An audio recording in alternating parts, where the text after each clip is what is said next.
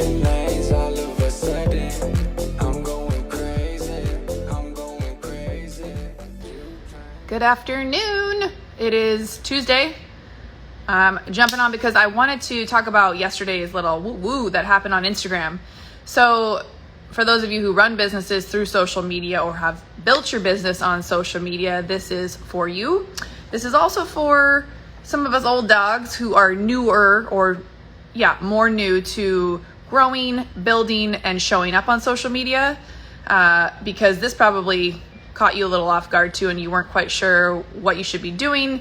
Hopefully got you guys all thinking what would happen if the engagement, the business, the client acquisition, awareness stopped happening from social media. What would I do? How could I plan for?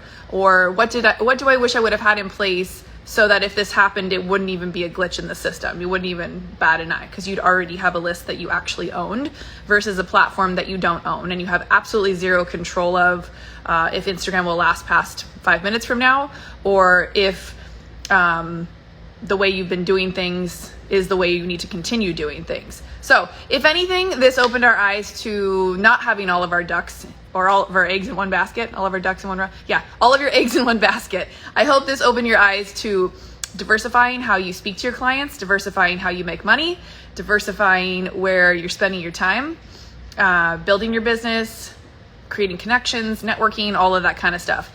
And it really gave you a fresh perspective on if this was to go away, what else could I do? How else could I attract clients? How else could I speak to my ideal clients? How else could I potentially freely market to clients and just get my brand out there? So first and foremost, I want to talk about that, a brand. Do you have something set up that is your own, that you are solely kind of in charge of, that is your own thing? Whether or not you work in a salon, you rent a chair, you do commission, you have your own solo suite, you are doing something in the beauty industry where you're trying to grow your own book of business there. Or if you're in network marketing, which a lot of you are, because you guys know I do Monate, that's something I'm passionate about as well, which is a way to diversify bringing in revenue for myself. And it fits my brand, which is the beauty industry, right? And making money and living a wealthy life. So with that being said, I know a lot of my network marketing people yesterday kind of freaked out because this is really how they communicate, how they create awareness, how they gain acquisition from clients, how they make money, how they run their whole livelihood in business. Are they showing up? Are they creating reels? Are they creating fun content, digestible content, attraction marketing content? And it's a way that they speak to their clients or potential clients is through the DMs. So let this be a great reminder that, again, this is a list or a building tool that you do not own and can be taken away at any time. So what can you do in the meantime to move all of these people that you currently talk to or that you create awareness with to somewhere that you own? And what I mean by own would be an email list, right?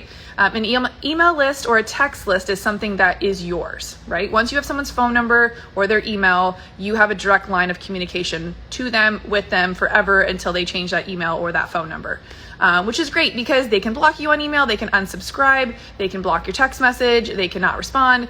There's still a way for people to get out of, being attached to you, but it's a way for you to create a more personal relationship with them. So with that being said, we came up with some ideas last night on ways that you can kind of build your own brand within whatever business it is that you're doing.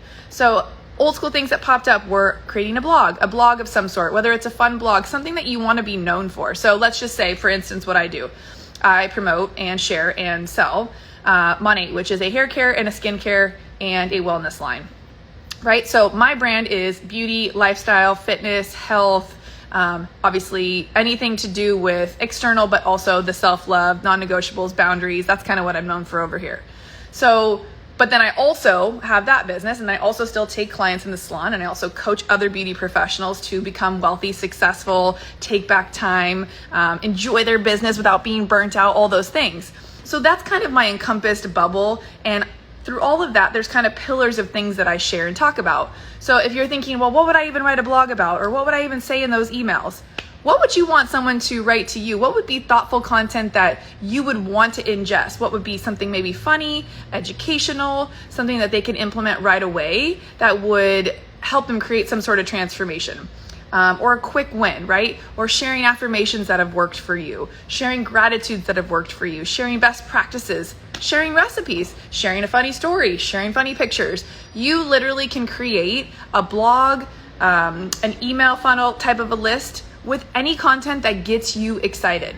Okay, because at the end of the day, if you start writing or talking or sharing things that don't like get you lit up, that don't excite you, you will only last in that little bubble for so long. You won't want to show up anymore. You won't want to write the emails. You won't want to write the blogs. You won't want to take the pictures. You got to do things that make you feel excited at the end of the day, because it's gonna create that momentum that you can build upon, that people are gonna kind of get to know you for. And when they know you, they start to like you. And then when they like you a lot, then they start to trust you.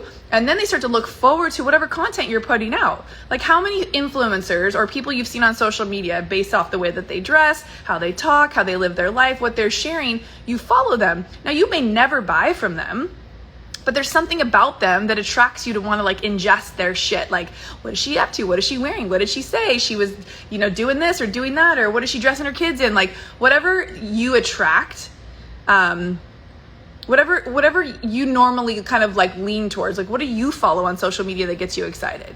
Kind of maybe dig into that a little bit, make room for that. Would you like to write a blog about the things that you follow?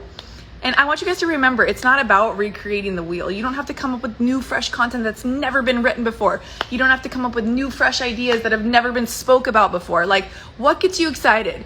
And then share from your perspective how that's helped you, how that's like created something in your life that's made it better, how maybe you've made more money doing XYZ, how maybe doing gratitude practices has helped you get into a better state of awareness, all the things. So my clients here, I gotta run. I just wanted to share this kind of stuff with you guys. So if you can map out 4 to 5 pillars of good stuff that you love to share that would kind of encompass you as a brand, those would be the things that you could package up and share with people.